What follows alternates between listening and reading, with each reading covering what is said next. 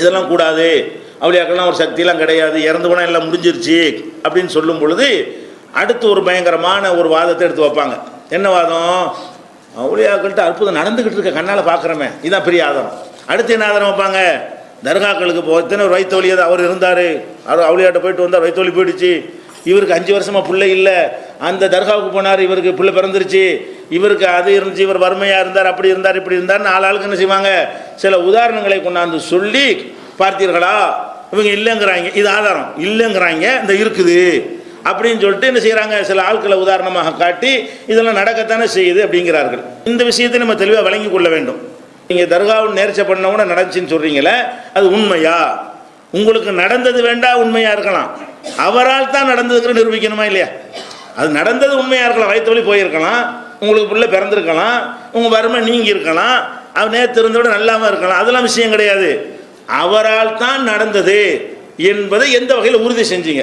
Mark அடிப்படையிலையா, scientific அடிப்படை? Mark அடிப்படையில் இல்லைண்டாச்சு, அவர் தூங்குறாருன்னு சொல்லியாச்சு, அவருக்கு விளங்காதுன்னு சொல்லியாச்சு, சலான் தான் சொல்லலான்னு சொல்லியாச்சு, அவருக்கு இந்த உலகத்தில் உள்ள நாலேஜ் கூட அவருக்கு இல்லைன்னு சொல்லியாச்சு. அப்போ மார்க் அடிப்படையில் அவர் செய்கிறாருங்கிறது இல்லைன்னு அடித்து தகர்த்தாச்சு. எந்த அடிப்படையில் அவர் செய்கிறார் முடிவு பண்ணீங்க? உங்களுக்கு வயிற்று வலி போயிருக்கலாம், அது ஒரு விஷயம், அதை போக்குனவர் அவர், அப்போ புள்ள கடிச்சது அவருன்னு எப்படி சொல்லுவீங்க? இதை இப்படி சிந்திச்சு பார்க்கணும். அப்போ மார்க்கத்தில் இது ஆதாரம் இல்லைன்னு சொன்னால் இது இப்போ நடந்தது அவரால் இல்லைன்னு தானே விளங்கணும். மார்க்கத்தில் இல்லாட்டி அறிவியல் பூர்வமாக காட்டு. எப்படி காட்டுனேன்? டெஸ்ட் பண்ணி அவர் தான் செஞ்சாருங்கிறதுக்கு என்ன செய்யணும்? ஆமாம் வந்தார், இந்த 2 பேரும் சாட்சி பார்த்துக்கிட்டு இருந்தாங்க, வந்துட்டு இருக்கும்போது என்னை ஆப்ரேஷன் பண்ணிட்டு போனார்னு கொண்டாந்து காட்டு. அப்படி உலக அடிப்படையிலேயே நிரூபிக்கணும். ஒன்று மார்க்க ஆதாரத்தை காட்டி அவர் செஞ்சார் நிரூபிக்கணும். அல்லது என்ன செய்யணும்? உலக அடிப்படையில் ஒரு ஆஸ்பத்திரிக்கு போய் டாக்டர் குணமாகிட்டாருங்கிறோம், எதை வச்சு சொல்கிற? ஹதீஸில் இருக்கான, ஹதீஸில் இல்லை, நேரடியாக இந்த செஞ்சார், இந்த இருக்க டாக்டர், இந்த சர்டிஃபிகேட்டு, இந்த இருக்க பேப்பரு, இந்த இருக்க ஸ்கேனு காட்டுறமா இல்லையா? அப்படியாச்சும் காட்டு, என்னத்தையாக கொண்டாந்து காட்டு. உன்னை என்ன செய்யணும்? உலகத்தில் நாங்கள் நம்புகிற மாதிரி உலக ஆதாரத்தையாவது கொண்டாந்து காட்டணும். எது காட்டணும்? அவர் தான் தந்தாருங்கிறது காட்டணும். நீ பிச்சைக்காரனாக இருந்த, எப்படி அவர் உனக்கு தந்தார்? எந்த முறையில் உனக்கு ஒன்றா அவர் தந்தார்? அவர் தான் தந்தாருன்னு எப்படி முடிவு பண்ணுற? மார்க் அடிப்படையில் பண்ணுறாருந்தா குர்ஆன் ஹதீஸை காட்டணும். குர்ஆன் ஹதீஸில் இல்லை, இவங்க செய்ய மாட்டாங்கன்னு இருக்கிறது. அப்போ நீ உலக அடிப்படையில் காட்டுறாந்த அதுக்குரிய ரிப்போர்ட்டை காட்டணுமா இல்லையா? இது ஊகம், அவ்வளோ வேணாம். அந்த இருக்கு மைக் இருக்குது, ஒரு 100 பேரை கூட்டு இந்த மைக்குக்கு நேர்ச்சை பண்ணுங்கிறோம், 2 பேருக்கு நிறைவேறணும். இந்த மைக்கே எனக்கு அதை நிறைவேற்றி தாண்டு 100 பேர் 100 கோரிக்கை வச்சான்னு சொன்னால் 98 பேருக்கு நிறைவேற, 2 பேருக்கு நிறைவேறும். அது மைக்கா செய்யுது. அது 100 பேரில் 2 பேருக்கு மாறக்கூடிய நேரத்தெல்லாம் எழுதி வச்சுருப்பான். இது என்ன வழங்கணும்னு சொன்னால் அல்லாஹ் இப்போ நீங்கள் இப்படி யோசிச்சு பாருங்களேன். நீங்கள் இந்த தர்காவுக்கு போய் குணமாகுதுன்னு காரணம் காட்டிக்கிட்டு அது கரெக்டுன்னு சொன்னீங்கன்னா, அப்போ வேளாங்கண்ணிக்கு போயிட்டு குணமாகுதுன்னு அவன் சொல்கிறான்னு பொய்யா? அவனுக்கு தான் குணமாகி தான் போகிறான், உண்டியில் கொண்டே காசை போடுறான். திருப்பதியில் போய் குணமாக வச்சுன்னு போகிறான்னு பொய் சுட்டா போகிறான். அவன் ஏதோ ஒரு நேர்ச்சியை வச்சுருப்பான், அவனுக்கு நிறைவேறி போயிருக்கும், அதில் கொண்டு காணிக்க போகிறான். அப்போ அதுக்கெல்லாம் சொல்லணும் வேளாங்கண்ணி மாதா ரலியல்லாஹு சொல்ல வேண்டியது தானே? திருப்பதி வெங்கடாச்சலம் ரஹ்மத்துல்லாஹி அலைஹின்னு சொல்லிட்டு அங்கேயும் போயிட வேண்டியது தானே? அவன் என்னங்கிறான்? அப்போ நீங்கள் சொன்னால் மட்டும் நடக்கிறதானே ஆதாரம் காட்டுறீங்க, நடந்துச்சுன்னு ஆதாரம் காட்டுறீங்க. எல்லா வழிபாடு செய்கிறவனு அது தானே ஆதாரம் காட்டிக்கிட்டு இருக்கிறான். எல்லாரும் என்ன செய்கிறான்? பல தெய்வ வணக்கங்கள் செய்யக்கூடியவன்லாம் கிறுக்கனா, அவனும் பார்க்குறான், ஏதோ நேர்ச்சியை பண்ணுறான், நிறைவேறி இருக்கிறது. உசுரோடு இருக்கிற ஆட்கள்கிட்ட போய் விழுவுறான், அவரால் தான் நான் அவனை வசதியாக போனேங்கிறான், அவர் தான் அவர் பார்த்துட்டு வந்து நான் எனக்கு செல்வம் வந்துருச்சுங்கிறான், அவரை பார்த்தவன் எனக்கு குழந்தை உண்டாயிருச்சுன்னு சொல்கிறான். அதன் பிறகு உயிரோட உள்ள ஆளையும் வணங்குறான், இறந்த ஆளுகளை வணங்குறான், சிலைகளை வணங்குகிறான். அப்போ இதெல்லாம் செய்கிறானே அவனெல்லாம் இதெல்லாம் இப்போ நடந்துச்சுன்னு சொல்லி செய்கிறானா, வேற எதுவும் செஞ்சுக்கிறதுக்கு ஆதாரம் இருக்கு அவனுக்கு? அவனுக்கு ஆதாரம் கிடையாது. அவன் எப்படி நம்புகிறான்? அவன் ஏதோ நினச்சிருக்கிறான், அவனுக்கு நிறைவேறிடுச்சு. நிறைவேறினதுக்காக என்ன செய்கிறான்? அவன் அந்த காரியத்தை செய்கிறதுக்காக கொண்டு போய் கொடுக்குறான். இன்னும் சொல்ல போனால் நீங்கள் இப்போ நாகூர் இருக்குது, நாகூருக்கு பக்கத்தில் வேளாங்கண்ணி இருக்குது, ரெண்டுக்கு ஒரு 10 கிலோமீட்டருக்குள்ளே தான் இருக்கும், அதான் டவுன் பஸ்ஸே இருக்குது, அவ்வளோ கிட்ட இருக்குது. ரெண்டுலையும் மக்கள் கூட்டம் நிறைய அலமோது தான் செய்யுது. அங்கே போய் நீ வேளாங்கண்ணிக்கு நீங்கள் போங்க, நாகூருக்கும் போங்க. வேளாங்கண்ணிக்கு போனீங்கன்னா இந்த மாதா எங்களுக்கு குணமாக்கினார்கள்னு சொல்லிட்டு அவன் தங்கத்திலேயே கை, தங்கத்தில் கால், தங்கத்தில் கண், தங்கத்தில் மண்டையெல்லாம் செஞ்சு வச்சுருக்கிறான். மண்டை வலியாக இருந்துச்சுன்னு வைங்களேன், மண்டை குணமான மண்டையை செஞ்சு கொண்டே வச்சுருவான். கை ஆக்சிடெண்ட்டாக போய் கை குணமாச்சுன்னா தங்கத்தில் கை மாதிரி செஞ்சு கொண்டே இங்கே வச்சுருப்பான். மியூசியம் மாதிரி வச்சுருக்கிறாங்க. அதில் வேளாங்கண்ணிக்கு போனால் மியூசியம் மாதிரி வச்சுருக்கிறாங்க. அதில் என்ன இருக்குது? அவன் நேர்ச்சை செய்து தனக்கு குணமான பிறகு அதே மாதிரியான ஒரு பொருளை கொண்டு என்ன செய்யறான்? தங்கத்தில் அல்லது வெள்ளியில் வசதிக்கு தகுந்தவாறு செஞ்சு அங்கே ஒரு நன்கொடையாக கொடுக்குறான். அதில் அப்படி வச்சுருக்குறாங்க, அலங்கார பொருளாக வச்சுருக்குறாங்க. நீங்கள் போனால் பார்க்கலாம். இங்கே போய் பாருங்கள் என்ன இருக்குண்டு. நாகூரில் உனையும் காணாம். நாகூரில் இவ்வளோ இருக்கா? இதோட கூட நடக்குங்கிறேன். நீங்கள் வேளாங்கல்ல நாகூரில் நடக்கிறத விட அங்கே ஜாஸ்தியாக வச்சுருக்கலாம். உண்டியல் எடுத்துக்கொண்டாலும் எது கூட இருக்குது? அவங்களும் சின்ன சமுதாயம், நம்மளும் சின்ன சமுதாயம். ஒருவேளை நம்ம தான் கூடுன சமுதாயம் அவங்கள விட. அப்படி இருக்கும்போது இதெல்லாம் உண்டியல் நிறையன்னு, இதில் அதிகமாக நிறையுது, அதில் நிறையுதா? அதோட கூட அங்கே நிறையுதுங்கிறேன். வேளாங்கண்ணியில் வந்து நாகூரை விட கூடுதலாக நிறையுது. இப்போ கம்பேர் பண்ணி பார்த்து இதை விட அது பரவாயில்லையே அப்படின்னு சொல்லிட்டு போகலாமா? இல்லை அப்படி போகிறீங்களா யாராச்சும்? அப்போ எல்லாருமே பல தெய்வ வணக்கங்களை கல்லை வழிபட்டாலும் எதை வழிபட்டாலும் சரி, அவர்கள் எதனால் வழிபடுறார்கள்? உண்டியலில் கொண்டு கட்டுக்கட்டாக போடுறாங்க. 1000 ரூபா போடுறாங்க. எங்கள் நாகூரில் கொண்டு போய் அங்கே ஒன்று திருப்பதியில் போனால் 1000 ரூபா கட்டுக்கட்டா உள்ளே கிடக்குதுங்கன்னா என்ன முடியல, மிஷின் வச்சுட்டு எண்ணிக்கிட்டு கிடக்குறான். வணங்குதா? அந்த மாதிரி வந்து பணங்கள் கொண்டே குவியுது. எதுக்கு அவன் செய்கிறான்? ஒவ்வொரு மனிதனும் அவன் ஒரு நேர்ச்சியை பண்ணுறான். அது வந்து நிறைவேறுகிறது. நிறைவேறணும்னு இவர் தான் செஞ்சார் அப்படி நினச்சிக்கிட்டு போகிறான். அப்போ வந்து இதில் வந்து நீங்கள் செய்கிறது கரெக்டுன்னு வச்சிங்கன்னா அப்போ அதுவும் கரெக்டு தான். இதனால தான் நீங்கள் போகிறேங்கிறீங்க. அவனுக்கு என்ன பதில் சொல்லுவீங்க? அவங்க அங்கேயும் போங்க, எல்லாம் போகலான்னு சொல்லுங்க, முடிஞ்சு வச்சுக்காத. இஸ்லாமா சுத்தமாக இருக்குமா இல்லையா? போயிட்டாங்கன்னா சரி, நாங்கள் அங்கேயும் போகிறோன்னு போயிட்டீங்கன்னா இஸ்லாம்ங்கிற பேரை சொல்லிட்டு ஒன்று செய்யாமையாக இருப்பீங்கல்ல. இஸ்லாம் பீராவாச்சும் போயிருமா இல்லையா? அப்படியா செய்யுங்க. அப்போ என்ன, எதை வச்சு நீங்கள் இவர் தான் செஞ்சார்னு சொல்கிறீங்க? இதை முதல்ல சிந்திச்சு பார்த்தாலே விளங்கி போயிடும். என்ன மேட்ருன்னு கேட்டால், நம்ம இஸ்லாமிய நம்பிக்கைப்படி பார்த்தா அனைத்துக்கும் ஆன்சர் இருக்கிறது. தர்காவில் ஏன் நடக்குது? ஆன்சர் இருக்கிறது. கோயிலில் ஏன் நடக்குது? ஆன்சர் இருக்கிறது. சர்ச்சில் ஏன் நடக்குது? ஆன்சர் இருக்கிறது. உசுரோட உள்ள சாமியாற்ற ஏன் நடக்குது? ஆன்சர் இருக்குது. அதுக்கெல்லாம் விடை இருக்கிறது. பள்ளிவாசலில் வந்தாலும் ஏன் நடக்குது? அதுக்கு ஆன்சர் இருக்குது. ஒரே ஆன்சரில் இஸ்லாம் என்ன செய்யுது? அனைத்துக்கும் விடை தருது. எப்படி விடை தருது? அதாவது அல்லாஹ் வந்து ஒவ்வொரு மனிதனுக்கும் நேரத்தின் அடிப்படையில் டைம் போட்டு தான் எல்லாம் வச்சுருக்கிறான். ஒரு டயத்துக்கு ஒன்று நமக்கு கிடைக்கும். இன்னைக்கு வந்து இப்படி இருப்பான், இன்னைக்கு இப்படி இருப்பான், 8ஆம் தேதி நிலைமை இப்படி, 9ஆம் தேதி இப்படி, 10ஆம் தேதி இப்படி, 10ஆம் தேதிக்கு நோய் வாய்ப்படுவான், 2010 நோயாக இருப்பான், 2011 நோய் தீர்ந்துடும், 2010 மந்திரி ஆயிடுவான். இப்படின்னு ஒவ்வொருத்தனுக்கும் ஒரு விஷயத்தை என்ன செய்வான்? அல்ல எழுதி வச்சிருக்கான். ஒருத்தர் கல்யாணம் பண்ணுறான்னு வைங்களேன், அவன் 5 வருஷம் கழித்து அவனுக்கு குழந்தை பேரணும் நல்லா எழுதி வச்சுருப்பான்.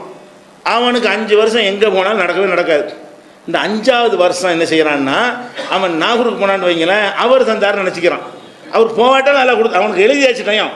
அவனுக்கு கல்யாணம் பண்ணி 5ஆவது வருஷத்தில் இவனுக்கு ஒரு ஆம்பளை பிள்ளை பிறக்கும் என்று அல்லாஹ் எழுதி இருந்தால், அந்த 5ஆவது வருஷத்தில் அவன் யாரை போய் நாடுகிறானோ அவன் தான் தந்தான்னு நினச்சிக்கிறான். இதான் மேட்ரு. எப்படி வந்து நீனா படைச்சிக்கிட்ட ஒரு பொருள் உனக்கு எப்படி தரும்? அது தருங்கிற பேச மாட்டேங்குது, சிரிக்க மாட்டேங்குது, கொடுத்தா வாங்கிக்கிற மாட்டேங்குது, நம்ம கை நீட்டு தர மாட்டேங்குது. நம்ம எத்தனை விஷயங்களை பார்க்குறோம். அதுக்கு முன்னாடி நின்று கேள்வி கூட செருப்பை எடுத்து காட்டினா கூட ஏதாவது செய்யுமா? அது ஒன்றும் பண்ண மாட்டேங்குது, கோபம் கூட வர மாட்டேங்குது. அது எப்படி தரும்னு அறிவுக்கு எட்டலை.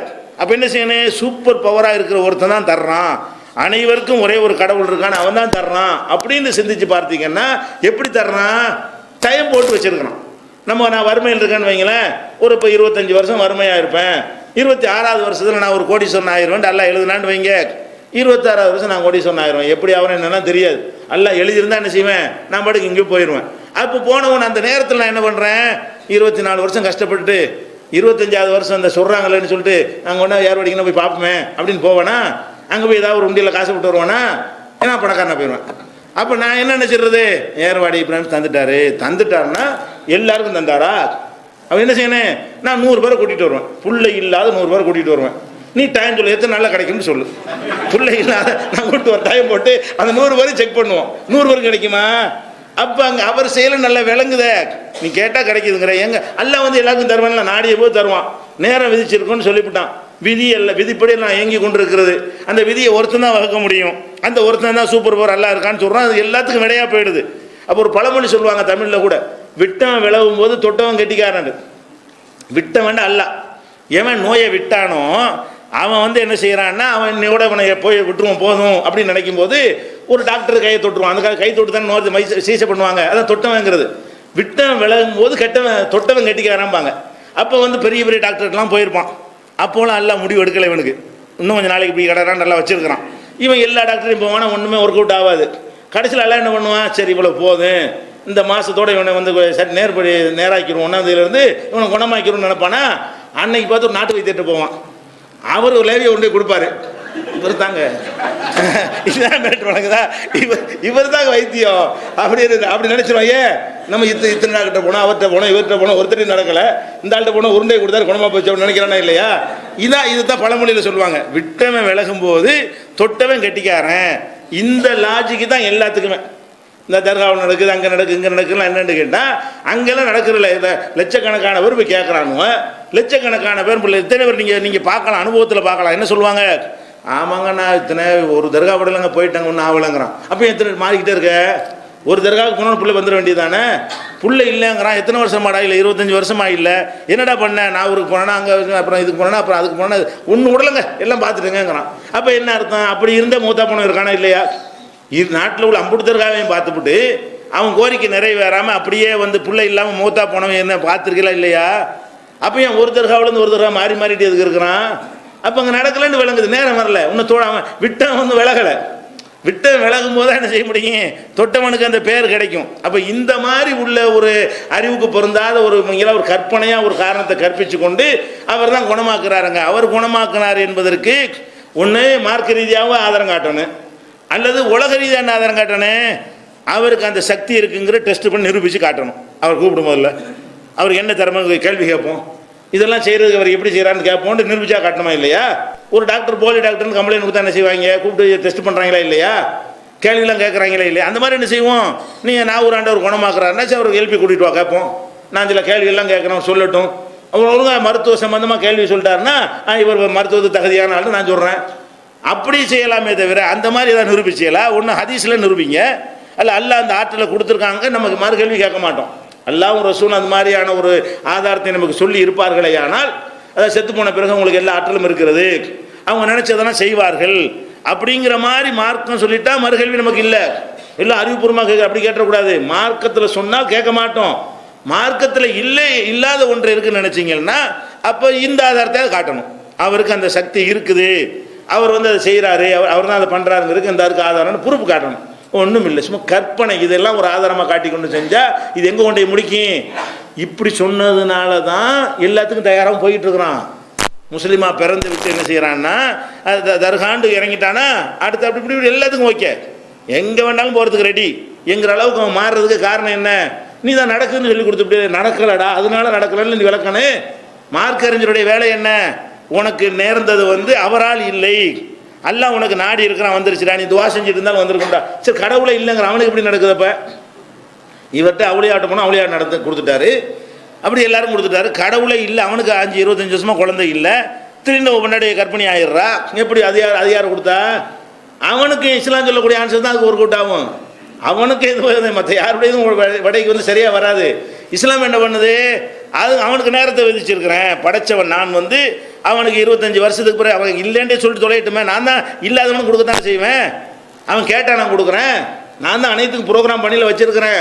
அவன் என்ன இல்லைன்னு சொன்னாலும் இத்தனை வருஷத்தில் குழந்தை பிறக்கும்னா பிறந்துடும், பணக்காரன் அவன் ஆயிருவான், அவன் யாராக வேண்டாலும் இருந்துட்டு போகலாம். அப்படிங்கிற மாதிரி நான் செஞ்சிருக்கிற காரணத்தினால அது சரியாக வரும்னு சொன்னால் எல்லாத்துக்கும் ஆன்சர் இருக்கிறது. இஸ்லாம் சொல்லக்கூடிய இந்த ஒரு பதில் வந்து அது தர்காவில் நடக்கட்டும், வேறு வழிபாட்டு தலங்கள் நடக்கட்டும், ஒரு மகான் பெரியார்கள்ட்ட நடக்கட்டும், அனைத்துக்கும் ஆன்சர் சொல்லக்கூடியதாக இது அமைந்திருக்கிறது என்பது என்ன செய்யணும் அடுத்து புரிஞ்சுக்கணும். இந்த தர்காவில் நடக்குதுங்கிற மேட்ரு வந்து கொஞ்சம் கூட ஒரு லாஜிக்கும் இல்லாதது, அறிவும் இல்லாதது என்பதை விளங்கி கொள்ள வேண்டும்.